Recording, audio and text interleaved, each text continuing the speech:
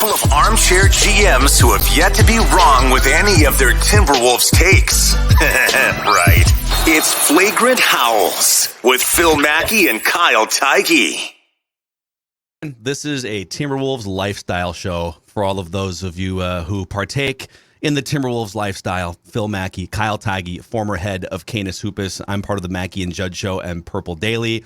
And a lot of things to cover here, Kyle, in the last week. I feel like this is kind of the dead. Once you trade for Rudy Gobert and finish out Summer League, it's like, okay, now we're hitting the doldrums. But the Wolves did do some things, and some publications came out with some interesting things about the Wolves over the last week.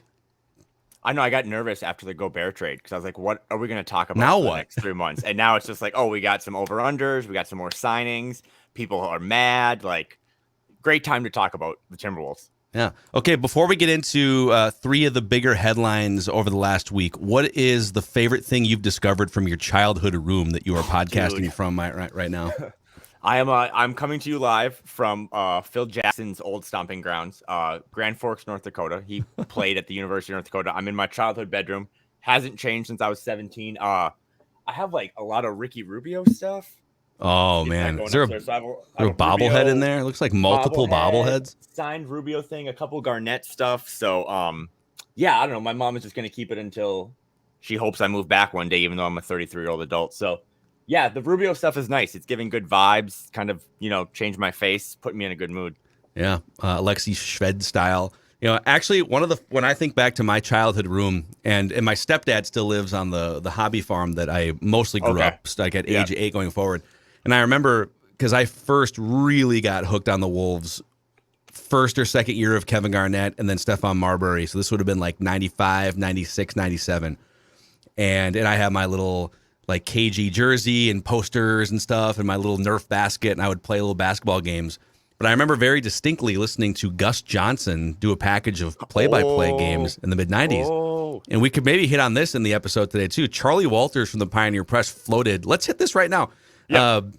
Gus Johnson as a name floated by Charlie Walters, who's, for the younger audience, Charlie's been retired as a regular columnist for a while, but he still floats out like once or twice a week these little insider Minnesota sports scoops articles. And I don't think he's just pulling it out of thin air, but I would love to see a Gus Johnson return. I don't think you get rid of Dave Benz, who's just rock solid at his job, unless you're going national profile guy. There was a time where Gus Johnson and Kevin Harlan were calling Wolves games in the mid to late 90s. So that's just big game hunting again, right? Tim Connolly, Rudy Gobert, Gus Johnson. You're going to have to pay him a lot because I'm pretty sure he's got a good gig with Fox, right? Like, so he's doing Fox. Isn't he also doing, I think he might be doing basketball for someone too still. He's doing college basketball games, I think, still. But that would be a big get when they, I think, Dave Benz, I think, was just his contract ended. So he was kind of just not renewed rather than let go is how I understood it. But I knew that they want to go, they wanted to go big game hunting. I thought they were going to maybe go with a female analyst. That job is really hard, by the way. Like, Jim Pete's great at his stuff, but you got to, this doing what you do, like, you got to steer the ship a little bit, right? And get all the ad reads in and stuff and have like basketball knowledge and just a good overall personality. So he would be great. I was thinking about Gus Johnson calling like an ant step back three to win a game. Gus would lose his mind. The Gusgasms would be countless this season. Be overdosing on just energy. So I don't know. We'll see if it happens. Charlie Walters, he's like just really plugged in. So when he says stuff like that, it's like, like you definitely know that they're kicking it around. But they have a big hole to fill because Dave Benz, like you said, was rock solid and really good at his job. Yeah, I think it was in the little birdie told me section of his little insider column. So, we'll see what happens. But all right, let's get into a few of the bigger headlines over the last week. And by the way, thanks to everyone who has left a 5-star review and or a 5-star rating and a positive review on Apple Podcasts, and you can give us 5 stars on Spotify as well. And if you could subscribe to the Score North YouTube channel, then we'll deliver you these Wolves takes on a regular basis here on Flagrant Howls. So PointsBet has the over. I think this is the first sports book that has set over-unders for the majority of teams. Like the Nets are off the board. There's a few teams off the board still, but they've got the Timberwolves at 49.5 as I'm staring at this right now, which is tied with the Heat at 49.5, and behind only the Grizzlies, Sixers, Warriors, Nuggets, who are all 50.5, the Bucks at 51.5, the Suns and the Clippers both at 52.5, and then the Celtics are way up there at 55.5 for an over-under here. The Mavericks are beneath the Wolves at 47.5. Pelicans are at 44.5, just going through the Western Conference. Blazers at 40.5. Lakers off the board right now. So I guess my question to you, Kyle, is, are the Wolves a 50-win team now? Sort of ironclad? Barring a rash of injuries, are they a 50-win team now? So this will be their 34th season. Do you know how many times in those first 33 they won 50 games? Let me try and nail this here. So 03-04, they won whatever it was, 58 or something. Is it 58? Yep, that's correct. Wow. I think the year before that they won, was it 50 on the nose? 51 and 31. 51 and 31. There was like the first year they made the playoff, they were like 40 or 41 or something. I think it's 3 or 4. I'll say they've won 50 games 4 times. That is correct. So 4 times? 1999, 2000, 50-32, then 01-02, 50-32, 51-31 the following year, and then 58-24, and then that's it. So okay, now do the Spurs. yeah. So 4 times in the 33 seasons they've been around, they've hit 50. So dude, you would think the answer is just to take that under, but looking at those other teams, and we'll get into this as training camp start and we get to the season, I would hammer the over.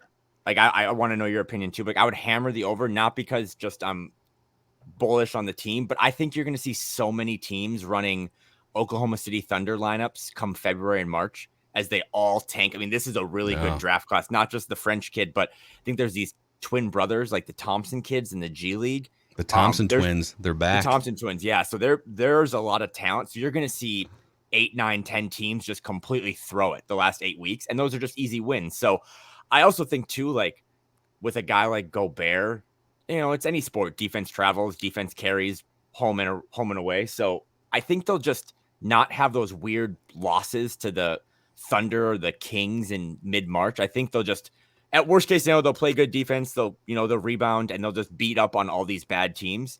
But I would say 50 and 32 is not that great. 32 losses is still a lot of losses for a team that has as much talent as them. So I would say over, I would say probably, like you said, 54 and what is that, 28? That would seem like a good number.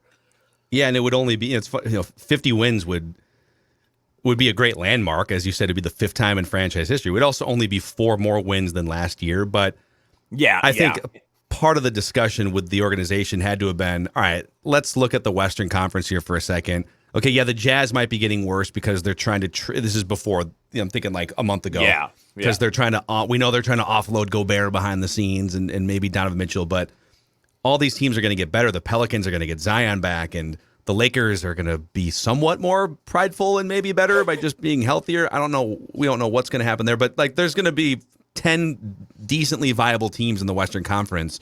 So how can we avoid going backwards? But last year's over-under, I think, correct me if I'm wrong, was like 34.5. And they crushed it. And that was one of those rare first guess. When that number came out, my first instinct was, well, wait a second. They played 500 basketball down the stretch for a couple months under Chris Finch, or like a month and a half. And that was just like on the fly without an offseason of system installation or anything. And Anthony Edwards is going to get better. So that was kind of a laughable number last year. This one seems a lot tighter, just a lot more realistic, where if a key player misses 20 or 30 games, you could easily go under. But I think Rudy Gobert, again, if he plays 65 plus games, I think he's a 50-win team centerpiece on defense. So I hit the over on this, but I don't mash it like I would have mashed the 34.5 over last year, I guess. Well, and I think did you say it's at 49.5? I think it came out at 48.5. So it's already up. I actually think it's probably gonna get to 50.5. I mean, because they move those things all summer. So I mean, that's look out, Celtics, right, man. Celtics, value. Objects in your mirror. But I mean, again, like if you and I will crush them if they don't. Like, it seems like such a high number because, like you said, 4 times in 33 years. But I mean, man, if they go 45 and I don't know, however many losses. Like, that's really not good. And I do think we look at, like you said, all the teams that are getting better, but I kind of look at all the teams that are going to be really, really bad. Like, if the Jazz do move Donovan Mitchell in the next couple of weeks, like, they're going to be horrendous. And you play them, 3 or 4 times. You play the Thunder 3 or 4 times. You're going to beat up on these teams like them in Indiana that are kind of shuffling the deck for their own rebuild. So, yeah, maybe not hammer it, but over 50-32 is like the absolute benchmark. You have to, by the way, get to that amount. I think our next spinoff podcast here off Flagrant Howls is just you and I doing a podcast where we try to do math on the records. Like, okay, so if they win 48, then it would be, I gotta get Excel open. Well, I still think about that with football too, right? Like, I'm always like, the Vikings will go 10-6, and it's like that extra game throws me for a loop. So if they could just, they'll go 10-14, or no, wait, shoot. They got to cut it to 80 games, so it's just an easy number. But no, hammer the over. And then if you understand any betting stuff, like if it was at 48.5 and they moved to 49.5, like there's good value there. So lock it in early if you like it, or if you don't like it, wait, because I do think it'll probably get up to 50.5. Well, before we get to the Austin Rivers thing here, I want to throw one of my takes at you that I floated to Judd and Declan on Mackey and Judd this week, because I think so many people we're so caught up in this is the bullet that they fired. It's Rudy Gobert. This is it. Now you have no more trade capital. It's harder to trade draft picks, obviously, because you have to have one in back-to-back years, and Gobert's contract. And boy, if it doesn't work, whatever that means, and we can decide. Right.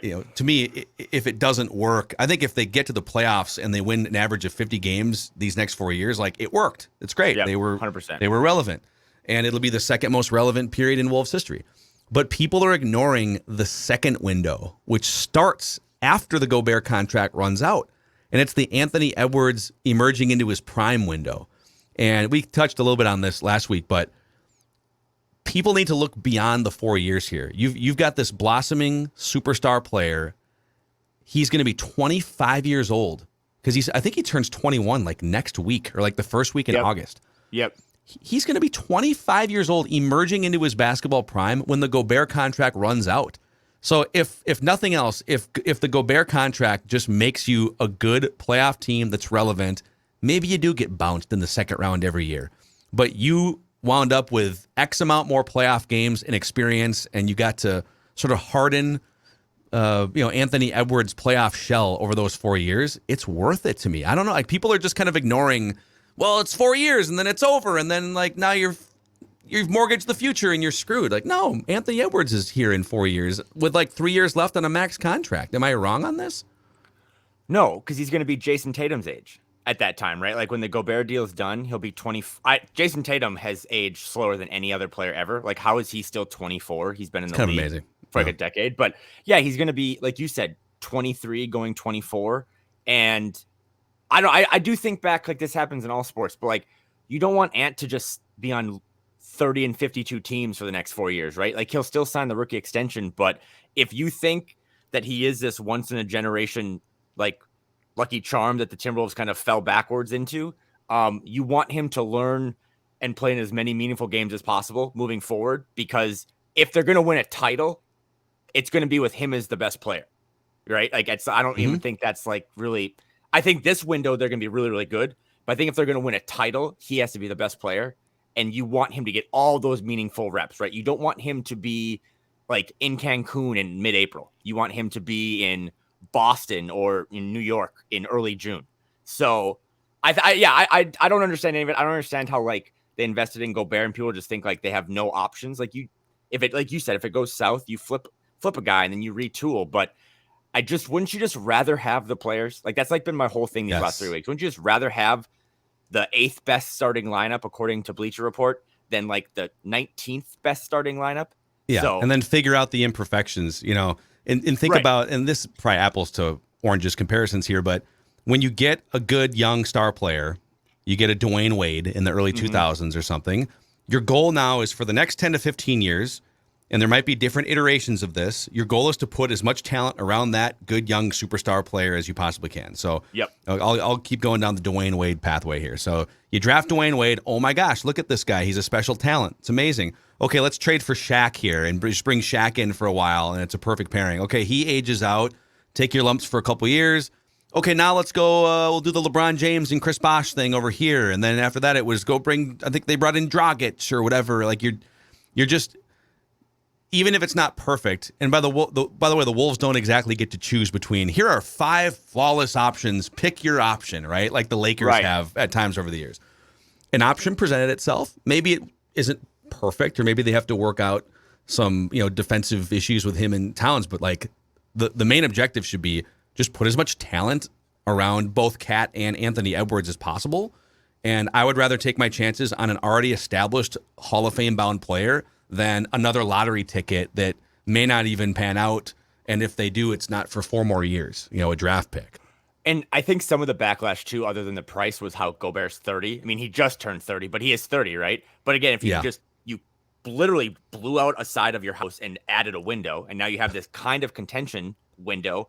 But then 4 years from now, when Gobert's off the books, and maybe he re-signs under a 2-year deal, he's just kind of like the Dikembe Mutombo phase of his career when he's old and just kind of stands in front of the rim. But then Karl will be 30, and Karl's going to age. His game's going to age in a way that he's still going to be productive at 30. And then you just kind of move. And I mean, I think I tweeted this out the other day, but like you still have Jalen Noel, who's 23 right now. Jaden's 21. Wendell Moore's 20. Josh Minott, who just signed, is 19. Like the kid from Italy's 19. So it's not like all of a sudden it's this all-in move for the next 4 years, and then we're go back to this rebuild. It's like, actually, we're just going to have this all-in move, and then we're going to have this brand new window. So I agree with you. To your question, you have a bunch of young talent now. I think they did really well with the draft. Like I said, Minot is going to be awesome, and they kind of showed that by the contract they gave him. So a bunch of young guys to pair with the proven, established guys, and now you go see what you can do now, and then you just parlay it into hopefully 4 more years of success. Yep. Next headline here from the last week. So Austin Rivers is about to join his 7th NBA team in, I guess, about 10 years or so. He did spend 3 full years with the Clippers, and he's just bounced around all over the place. New Orleans, the Rockets, the Nuggets, the Wizards for a minute, I believe, and the Knicks. So Austin Rivers comes in here, which gives the Wolves, as of right now, it gives the Wolves a bench of Kyle Anderson, Taurean Prince, Austin Rivers, J-Mac, Jalen Noel, Naz Reid, Bryn Forbes, Wendell Moore, and Josh Minott. How do you feel about that? I think my first thought on the Austin Rivers thing is that, like, I think if you're not familiar with him as a person or a player, like, he's not necessarily the guy that was drafted by the Pelicans, because he did come in with like a silver spoon. He's Doc's kid. He played at Duke. He thought he was going to he probably thought he was the best player in that draft. But I don't know. There was a really good Ryan Russillo pod that Austin Rivers did earlier this year. And he talks about finding himself and becoming a role player and being a veteran and a leader. So I kind of like it. I know the fear is that he's going to go on the court and think he's the best player on the team. Right. And he's going to go heavy ISO and take the ball away from Ant. But I think anytime you sign a guy for a 1-year deal, how can it be that bad? He gave them a lot of good minutes in Denver. I think he played 60 games. I don't see how he's going to play 60 games here. I mean, we could go into a rotation thing quick, but I don't know where his minutes are going to come, because if Chris Finch 3 weeks ago randomly surprised us by saying Jalen Noel's name, Jalen Noel's minutes are going to be eaten by Austin Rivers if Austin Rivers plays 60 games. Yeah. So I still like the signing because it's a veteran. I think he can do some stuff. But I also think he's going to catch a lot of DNPs because I don't know where he's going to fit into a 9-man rotation. And that's a question I have is how are DMPs going to sit with Austin Rivers? Is there any chance that this could kind of blow up in their face? And because I think he has a higher opinion. By the way, I'm okay with the signing. I think just bringing in good players who are accepting of, Taurean Prince is accepting that he is a role player, and Austin Rivers is largely accepting of the fact that he's a role player. And so I'm good with this, but I was kind of wondering the same thing you were, which is this should all start with Jalen Noel deserves 20 to 25 minutes unless he plays himself out of those minutes. And then, you go back to being a bench player, riding the bench actually. So I think you have to sort of start with giving the guys like Jalen Noel a chance to thrive because he has a lot more upside than Austin Rivers.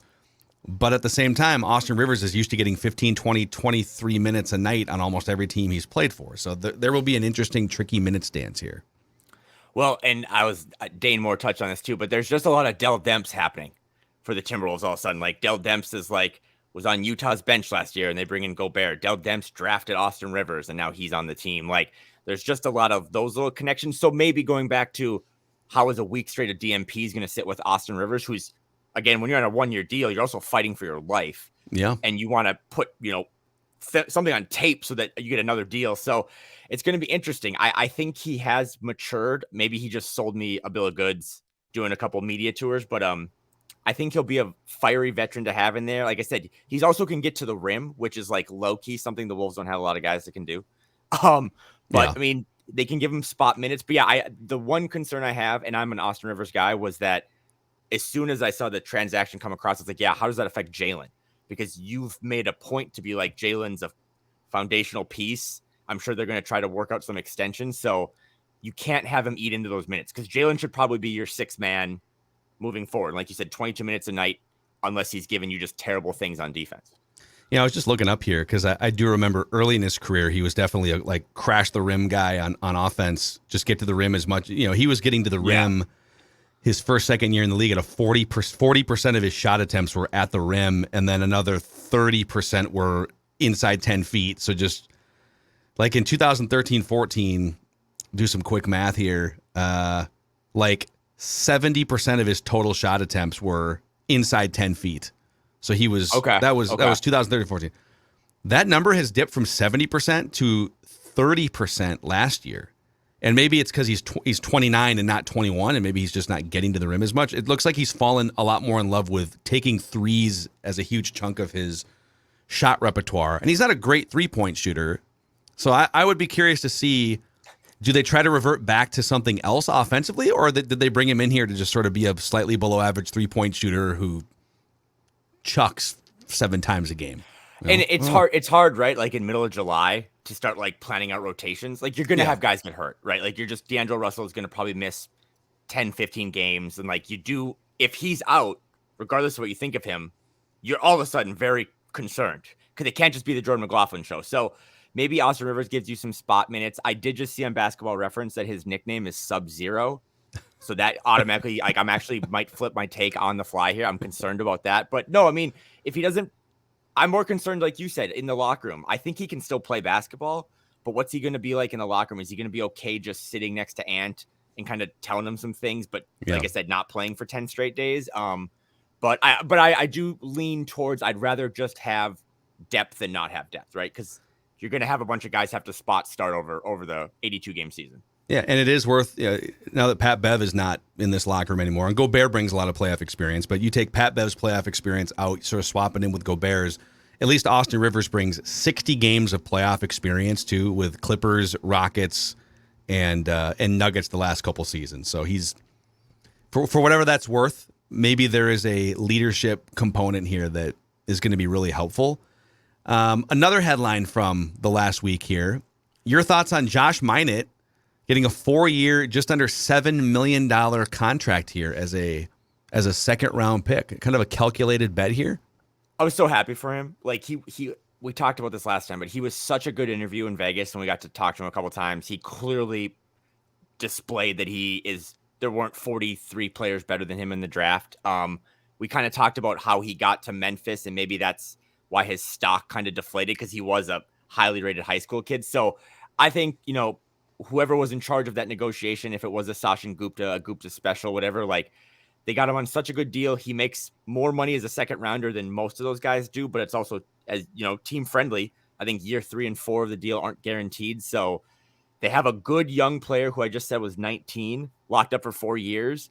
And when you're paying your 2 centers $100 million next year or in 2 years, you need to have guys making 1.1 million that could maybe give you 12 to 15 minutes a year from now. I still think he's a big project, but he is going to replace Josh Okogie. He's going to be energy. He's athletic. He's long. He'll probably sniff Des Moines a couple times just to get some reps with Iowa, but I was happy for him because I just think he's the best player they drafted. I do think he's going to probably have a higher ceiling than Wendell Moore. But I like prospecty guys. I like the long rangey guys that you can kind of tween and teach them stuff. Yeah, I'm probably putting you on the spot here, but if Minot pans out to, the 90th percentile version of whatever he can be, is there a comp in the NBA right now that you look at and say he could be this guy in 6 years from now? Oh man. Yeah, every time I see someone like him, I think like Paul George, because Paul George is just one of my favorite players, just in terms of like what he can do. But to be Paul George, you have to be able to like dribble. And I haven't seen enough of his handle to kind of put him in that realm. But I mean, I also just think on a local level, if he can just be another Jaden McDaniels, right? Like if he can just give you, if you can a year from now have where you put Jaden and Josh out there on the wings and maybe Ant's the lead ball handler, and then you got Carl and Gobert, like that's a lot of offense. That's a ton of length. That's a lot of like, creation and shot making. Cause I thought Josh's shot looked better in Vegas than it ever did in Memphis. So, yeah, I mean, I would hope he becomes like a very watered down Paul George. He'll never have the ceiling, but just a wing creator, right? That can kind of. Josh also displayed some he had some nifty passes in Vegas. I was like, you didn't do any of that stuff in college, so maybe he's got a bunch of tricks in his bag that we don't know about. But I hate comps, by the way. It's like you did put me on the spot. I have no idea, but Paul George just always comes to mind. Do you have one better than that? I don't. I think comps are hilarious because I actually love comps in that it's just interesting fodder to just it's a totally made up thing, and then you can either strongly agree with the made up thing or you can get mad and argue and fight. And I think we talked about this on the first episode we did a few weeks back, but one of the comps for Wendell Moore was 90s Ron Harper that I saw on one of the draft scouting websites. And maybe you and I didn't talk about this, but it was like, Ron Harper, who came into the league as a shooting guard in the late 80s. And it was 6'5", could handle the ball. And then once he got to the Bulls, and then I think he played maybe with Portland or San Antonio or something. But he then became a 6'5", big bodied point guard who could play defense and shoot some threes and distribute stuff. I'm like, yeah, wow. Yeah, if the Wolves just drafted a 2022 version of Ron Harper, that'd be awesome. So now I'm running him unfairly through that prism of a really good floor general from the 90s. So he didn't ask for that comparison, but here we are. That's such a next level thing too. Is I think of comps as modern day comps, but when you start throwing out 1984 version of this player, it's that's such a deep dive. I remember the Ringer did compare him to Darius Baisley or a John Collins.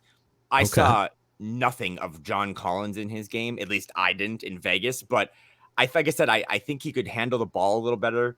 He did have a step back three in his first game. So, and he talked about how a lot of the stuff he did in Vegas, he wasn't really allowed to do or didn't put on display in Memphis. So if his shot comes around, that would be massive. Cause I think they just drafted him as a long, tall guy who could rebound and block shots. But if he can also put the ball on the floor and hit threes, his ceiling goes, then he becomes, peak Ron Harper back in his day. Actually, no, we should make a rule on this podcast going forward. If we're going to do player comps, they have to be at least 20 years old. Deal. It's got to be 80s, 90s, or early 2000s comps. Done. Yeah, just Eric Snow.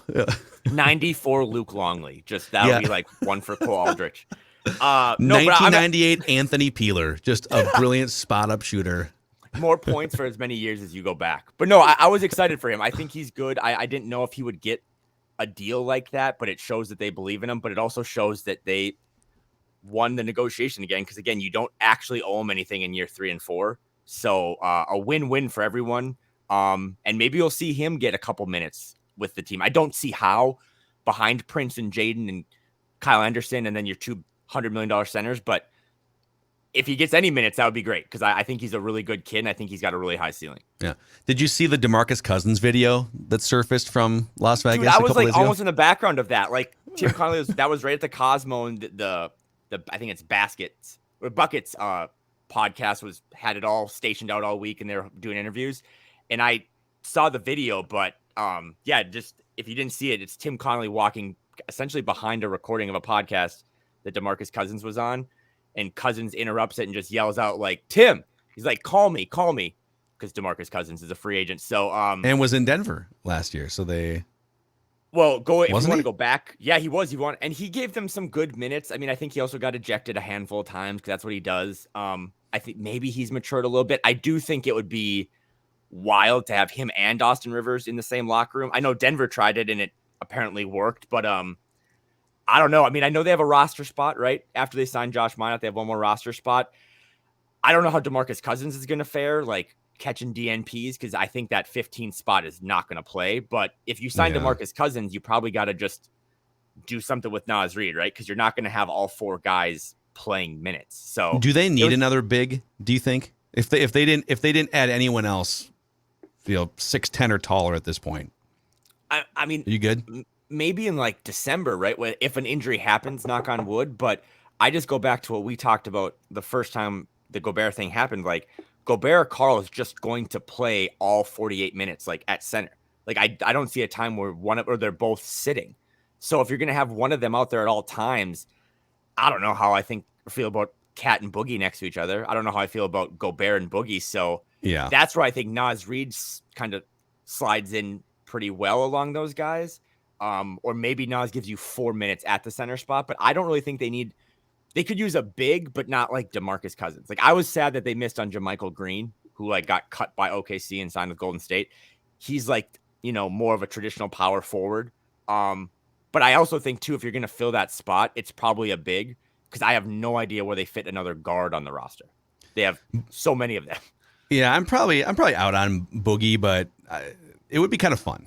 It would be kind of fun. Per 36 minutes is tough because he can't play 36 minutes anymore. Coming off the ACL 2-3 years ago, he's a bench role player who plays like 15 minutes a night on the 3 or 4 teams he's played for. But just for fun, per 36 minutes, he still averages 23 points, 15 rebounds, and 5 assists. So he's still like in 12 or 15 minutes, he's giving you sort of the same Boogie line, but he can't do it for 30, 35, 40 minutes like 10 years ago in Sacramento. And I think he's become a punching bag because like he does have a temper and gets kicked out a lot. But yeah, like you just said, he was really good when he was really good.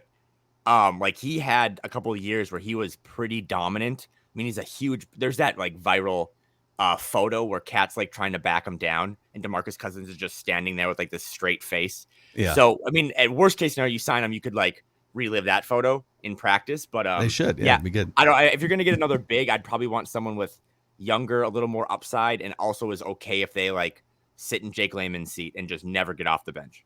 Yeah. All right, let's we weren't going to do this, but just for fun, I think this is going to fit here.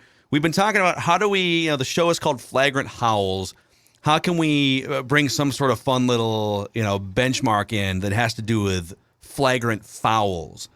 And so I'm going to bring this to the show. This is your idea. So if it fails, people can blame Kyle for this here. If it train wrecks, but it's called flagrant or no, or maybe we can say flagrant foul or common foul here. None. Okay. And we can workshop this. We can tweak this as we go. July. We're working. We're workshopping stuff here. Yeah. So according to Brian Windhorst, I'll set it up this way. On a recent episode of his Hoop Collective podcast, the hefty haul that Jazz executive Danny Ainge garnered for Rudy Gobert has the rest of the league, quote, bitching openly. This is from Brian Windhorst on the podcast. What he got for Gobert, which everyone in the league is bitching about, like, can you believe it? How could they possibly do that? I mean, I've talked to 10 different people who've bitched to me about that trade. Not only did they get all this stuff, 4 picks, 3 unprotected, 1 lightly protected, and they offloaded $140 million in salary. So how Danny Ainge has moved the game again. So my question to you, Kyle, is NBA executives are bitching about essentially the price tag in a trade going up for other players now post-Gobert. Is their bitching a flagrant foul over the top, or is it a common foul? Does it make sense? I don't want to just start this new adventure we're coming up with and kind of toe the line. So, because I could make a case for both, but I'm going to say flagrant only because I think there probably is a little issues you have to iron out. I don't think you want to piss off other owners. I'm not even concerned about like the front offices, but if like owners are like talking about it in their group chats about how Glenn and Mark and Alex, like you really F this all up for the rest of us. And now we have to like just purge all these assets to try to get star players. you don't want to piss off those people because they're the ones at board of governor meetings that make the rules. But from a front office thing, it's hysterical. I love, I absolutely love it. Like, I'm totally okay if the Timberwolves, who we said have won 50 games 4 times in 33 years, aren't just the skid mark of NBA franchises. Like, if they're just the bad guy now, that's awesome. Like, just piss everyone off. Yeah. Go win a bunch of games. Like, do what you got to do. Also, too, like, what were they supposed to do? Like, be the Houston Rockets and just give up their players? Like, the Harden trade looks a little better now, but at that time, it was like they just gave James Harden away to form a big 3 and they got nothing back. Like, do you want to be the feeder system? Do you want to be on the wrong side of the Paul Gasol to the Lakers trade? Like, so I think it's hysterical. I also think, too, and I want to spin it back to you quick from, like, conspiracy theory Kyle. What if Tim Connolly sensed at the same time that he was trading for Gobert that Kevin Durant had some steam to go to Phoenix? And that would have been a disaster because Phoenix would have been so good. What if Tim Connolly's like, what if we just pay $1.25 and we voluntarily pay $1.25 so it does poison the market, as Windhorse said, and then nothing else can happen for a while? Like, do you think that's like a conversation that like could have come up after a couple beers? Like, what if we just get a little weird here and mess this all up for everyone? After some habanero wings, after yep. Go to the chandelier bar at the Cosmo and get the secret flower drink. Float some crazy. I will say I fully embrace and support conspiracy theory Kyle making appearances on this show. So this is a safe space for conspiracy theory Kyle. Okay. Conspiracy Kyle will be back. But again, I say that in jest, but it is, they did do it. They did do that. They did poison the market because now people are frozen. But whether they did it or not, it's kind of awesome. And it's great when people are mad at the Timberwolves. Because do you have, I'm going to answer your conspiracy theory question with a question of my own. Do you have like a favorite all-encompassing player evaluation metric? Like, do you have one that when you're trying to figure out, all right, what's player efficiency rating or, win shares per 48? Are you an analytics nerd like that? A little bit. I mean, I do like win shares. I mean, I think win shares per 48 is a pretty good one. Some people bitch about it, but when you start to rank players based on win shares per 48, it's a pretty good ranking of the best players in the NBA. It's like Giannis and Jokic and Embiid. It probably overskews toward big men. Yeah, that's true. And you can poke holes in that stuff, but I mean, I know Mark Lowry likes that stat. But no, I think win shares per 48, and I know that Gobert is very highly up there, so I know that was something that came into the discussions down at Mayo Square. But yeah, I mean, I just think that that's a good one because, like you said, when you look at a historic list, you don't really see a lot of outliers up there, right? Like you don't see a random, you don't see Luke Ridnour in the top 10 of shooting guards. I think so. The reason I ask you that, and I will grant you that I like win shares per 48, but it does skew very heavily toward big men. There's a lot of centers. Right. Yeah, that's fair. Which could be one of two things. It could be that stat is maybe, putting too much value into what big men are doing. Or it could be that maybe the league is actually undervaluing and fans and media are undervaluing what a great big man can do. I could see that too. Player efficiency. So win shares per 48. We got Kyle back. Oh, we may have lost you for a second there. No, we're good. We got you back. Okay. Yeah. Win shares per 48. Rudy Gobert was third last year behind Jokic, Giannis, just ahead of. And again, I don't think Robert Williams is the fourth best player in the NBA, but boy, that team almost won the finals in large part because of what Robert Williams brings on the interior. Yeah. The guy's awesome. He's a very unheralded player. Joel Embiid, Jimmy Butler. There's some dudes in here that probably don't make a lot of sense. Like Dwight Powell probably shouldn't be in the top 10. So I will grant you that win shares a little bit. So let's use player efficiency rating, which weeds out some of the big man noise. Last year, Jokic and Giannis were number 1 and 2. Embiid was third. LeBron was fourth. Kevin Durant, 5th. Trae Young, 6th. Luka Doncic, 7th. Rudy Gobert was 8th, ahead of Ja Morant, Cat, Jimmy Butler, and DeMar DeRozan. All right? So all these people that are saying, if the Wolves paid that for Rudy Gobert, then what's a team going to have to pay for Kevin Durant? And I am not about to suggest that like Gobert's legacy or that he's a better player than Kevin Durant. But Durant is what? 30, going to be 34 years old. He misses a lot of games due to injury. He's kind of a flaky, unreliable guy. He's literally demanding a trade after signing a long-term contract, right? There's a lot of baggage with Kevin Durant, and he's 3 or 4 years older than Rudy Gobert. So I don't know that it's true that you should have to pay more in a trade for Kevin Durant. The Timberwolves are trading, as of right now, Rudy Gobert is in his prime as one of the greatest defensive big men in the history of the NBA. It should have cost a lot to acquire him. And almost any, whether you want to use win shares or player efficiency rating, or there's a couple other ones out there too, he is one of the 5 or 10 best, most impactful players in the NBA. It's going to cost a lot to get a player like that. I almost feel like people that think they overpaid don't put Gobert in that category of the 5 or 10 best players in the NBA. The Timberwolves obviously do, or they wouldn't have paid this much for him. There's also like an NBA Twitter part of this that is like designed for some think piece down the road about how we just like use that main platform to shit on players or build players up, right? Like, I think Gobert, like you just said, across all these different metrics, he's like a top 15 guy that, like you said, in his prime, signed for multiple years, has never really been much of a locker room issue, or at least not in a sense of demanding trades. Yeah. And he gave some people COVID a couple years ago and touched a couple recorders, but yeah, we all make mistakes. Might have licked a mic or two, but like, I just think we're constantly trying to, like, if he's a 90 out of 100, we're just trying to tear him down to bring him to like an 80. Whereas like a guy like Russell Westbrook, again with NBA Twitter and how fans do stuff, like his game has aged so poorly that he's like a 70 out, like a 70 out of 100. But we just build him up because of fandom or tweets or jokes or whatever. That's like, we build him. So I guess what I'm trying to say is that people just don't like Gobert. The COVID thing really hurt his kind of perception. He can't do much offensively by himself in a league that still is, end of game situation, ball dominant guards, guys that can shoot. But I just think it's more of a perception thing because you talk to, and like I did in Vegas, or you see these people talk about it like to Windhorst. People that actually understand the game. Alex Caruso was on JJ Redick's podcast and was like, anyone who understands basketball, like, understands that this is a great trade, like that they're going to be really, really good.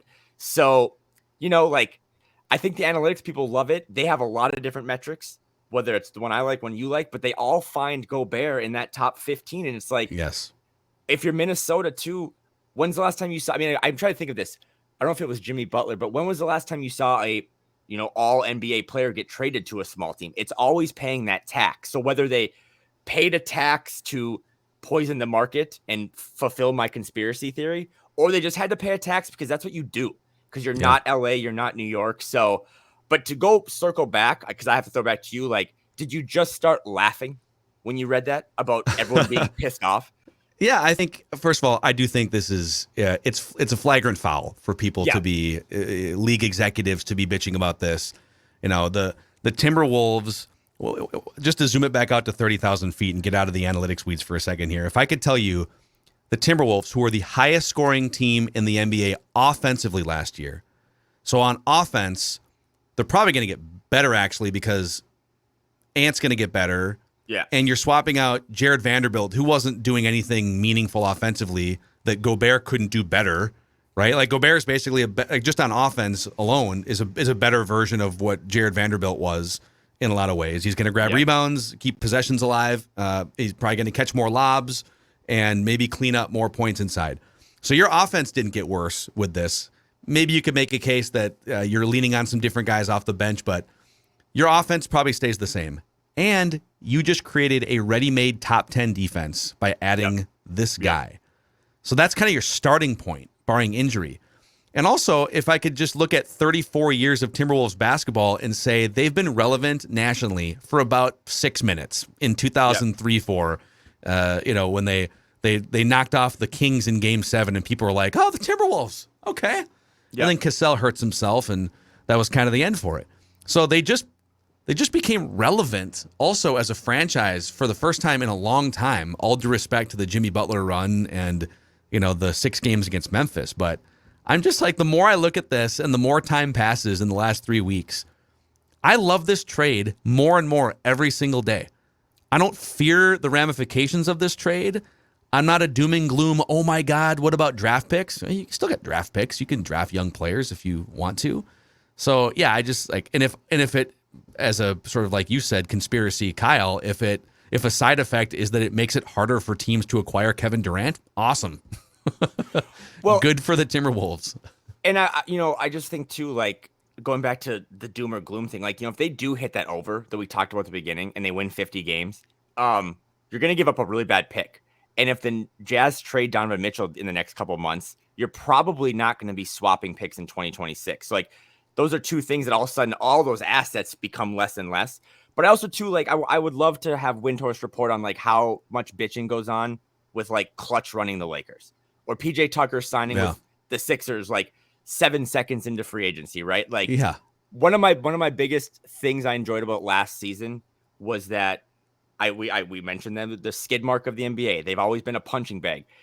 Teams, fan bases, whatever, had no idea what to do when like fans, Timberwolves players punched back. It's like when the punching bag started punching back, people had no idea what to do. And this is another example of like the punching bag was the team that went out and got the star player, and they said, F it to the picks, and then said, whatever we got to do to get this guy, and they got him.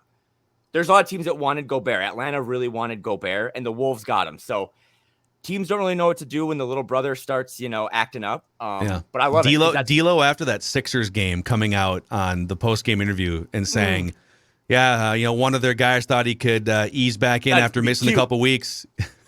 Yeah, I thought it'd be pretty cute if they just like came back against us, and that was a really cool moment too. But yeah, I don't think teams like they never bitch about LA, they never bitch about Brooklyn, they never bitch about the Knicks, but they bitch about the small market teams, and good for them, right? I would actually be happy if this was the Pacers and they had done this. But good, small market teams are taking a gamble, taking a chance, and they don't really care what other people think. So yeah, it's just it's how do you become the cool place to be when you've become this cast off over 30 years, right? How do you?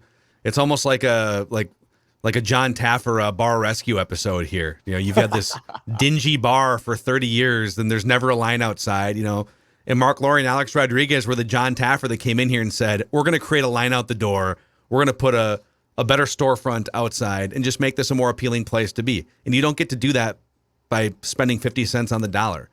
So, and it's everything. It's overspending for Gobert. It's overspending for Tim Connolly. And it might even be overspending for Gus Johnson to come back or something. It's how do you make this a cool, appealing place to be? And like you said, that's how you have to do it, right? But it's like, this isn't baseball. I have a friend who's an Orioles fan, like, and they just had a high pick and they had another high pick. Like, you don't just get to accumulate all these. You don't have a farm system because any summer now, one player just randomly gets pissed off and demands a trade. So like, going back to what we said at the beginning of the windows, you can't just expect Ant to get better and stay happy every year until he's 27. You have to blow out a side of your house, carve out a window, and try to contend. You might give up an 8th overall pick in 2025, but if that's the price, like you said, to have 3 or 4 50-win seasons, then you don't care what, the Milwaukee Bucks GM is texting Windhorst. You just don't. Yeah, a lot of people, some Wolves fans, but also a lot of people just outside of Wolvesville who have rightfully so ragged on the Wolves for how many first-round draft picks they've whiffed on over the past 25 years are now all of a sudden devastated by how many first-round chances they have forfeited over the next 7 years or so.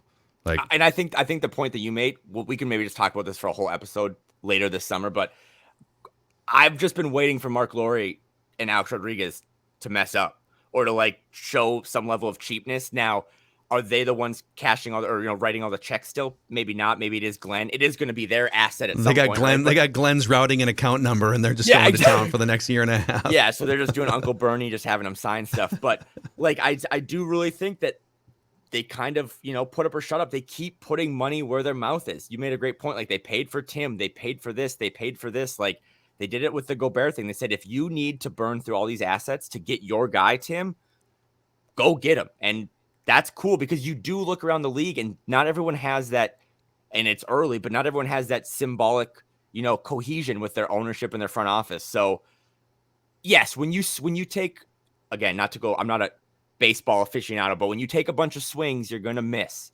but you really can't hit, doubles and triples and home runs unless you take swings, and this front office and this ownership group wants to take swings. So yeah, sorry to everyone else that's pissed off. Lowry and A-Rod have done a really good job too, just sort of massaging and managing the Glenn Taylor relationship from getting a slice of the team first, right? That's the first impression they had to make, going down to Mankato, or I think it was Naples was sort of the first two meetings back a year plus ago. But they've basically said, yeah, let's sit down. We'll have some of Becky's potato salad and lasagna, and we'll basically we'll have Glenn let us run the team. Basically, they've done a great job of coming in and putting their arm around Glenn and hey Glenn, thank you so much. All of this is Glenn. It was Glenn's idea to go get Tim Connolly. It's like it really wasn't, but they've done a great job managing the relationship at least. Isn't it kind of weird though? Because you can tell that Alex and Mark are definitely overemphasizing how much Glenn does. Anything. Those you're Alex Rodriguez. You hit all these home runs. You've won a World Series. You are one of the faces of modern day baseball with what he does as an analyst. And it's they could say anything to A-Rod. He'd be like, yeah, but I got to give some credit to Glenn here. A-Rod, I love your suit. He's like, yeah, but Glenn's wife picked this one out for me. It's what are you talking about? So yeah, it's definitely phony. It's phony, but it's also 100%. Sort of what, in a roundabout way, it's sort of what great leaders do, which is you deflect praise and you shoulder blame. Yeah. We'll see what happens when there's real blame, because these guys have not hit a stretch where, Glenn has hit 50 stretches in 25 years where, the franchise is in the toilet and he's getting hammered. So we'll see what happens when they hit a rough spot and these two guys are the faces of the franchise. But right now it's all about deflecting the credit, And like you said, at some point they're going to sign off on a move that they're the owners. So like you said, if it goes wrong, you can be like, yeah, Glenn wanted Tim to come in, or Glenn signed off on the Gobert. That guy's crazy. Deal. I don't know.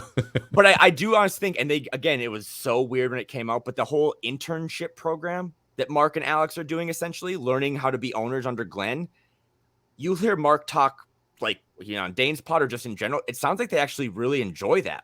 They can kind of get their feet wet as being NBA owners, which is a whole new world to essentially anyone that buys into a team.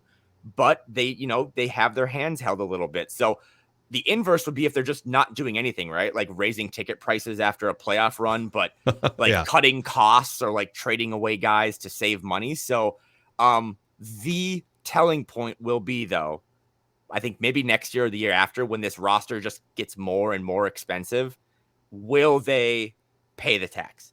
I know Chris Hine interviewed Alex Rodriguez in Vegas. Dane had Mark. They're both smart dudes that just perfectly salsa danced around the answer. But will you actually pay the luxury tax when you have to, if your team's competitive? And that remains to be seen.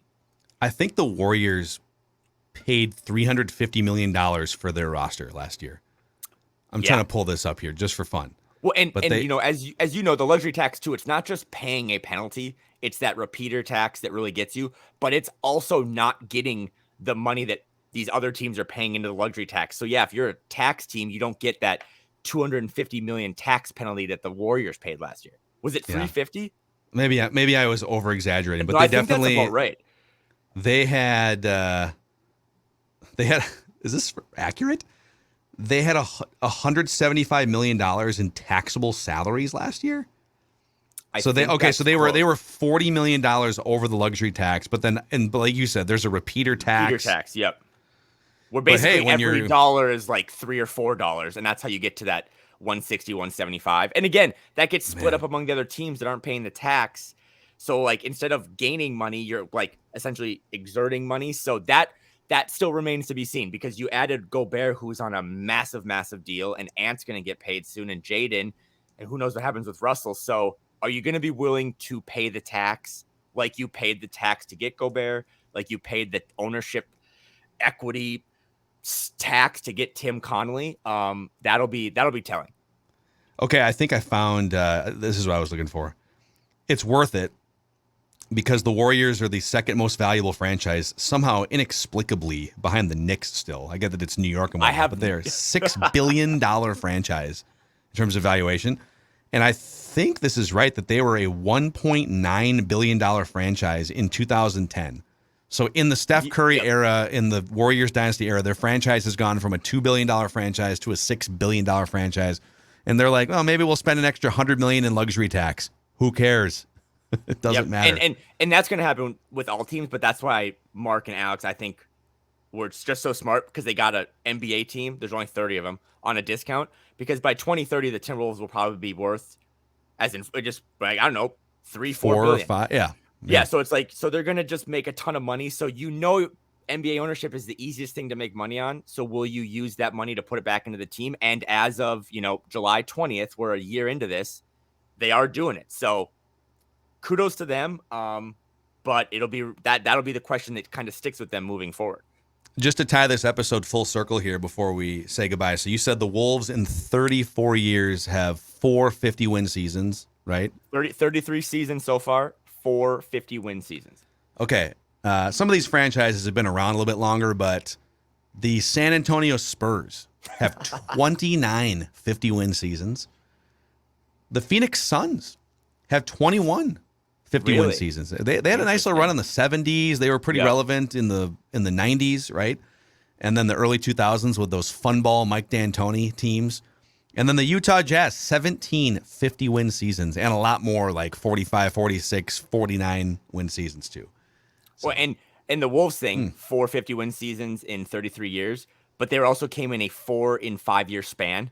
So, you know, it's not even like it was sprinkled like every decade you and I got to celebrate one. It's just like it was a little hot patch, and then it was just ice cold for as long as I've been able to drink alcohol. So, yeah, that's why you make the move. That's why you, like you said, you throw yourself into the ring and see if you can sink or swim. And if you can't swim, there are probably outlets for you to kind of retool or kind of find new ways to survive because you have the players, and players are still what win, not picks.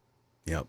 So, all right, that's a wrap on this episode of Flagrant Howls here with Phil and Kyle. And if you guys have suggestions on just big picture or historical topics you want us to cover, just hit us up. We're both on Twitter. You can see Kyle's on the YouTube channel here. You can see Kyle's Twitter handle right there. Last name spelled Theige. I'm at Phil Mackey on Twitter. And you can always hit us up via email through the Score North app. There's a feedback tab at the bottom, and you can just send us emails and questions that we can flesh out on the show here. So, all right, dude, enjoy your home bedroom there and the Ricky Rubio bobbleheads. Appreciate you. I was gonna say next week maybe I can. I think I've seen the City Edition jerseys, the new ones, and I got to do some. Again, I have some friends at Nike. I don't think they're great, so let me do some work on that, and I'll report back. But for all the years that the Timberwolves have hit those pretty well, I don't know if they're gonna hit them well this year. So more to come. Oh, wow. What a tease for next week here. Flagrant Howls. We'll see you guys.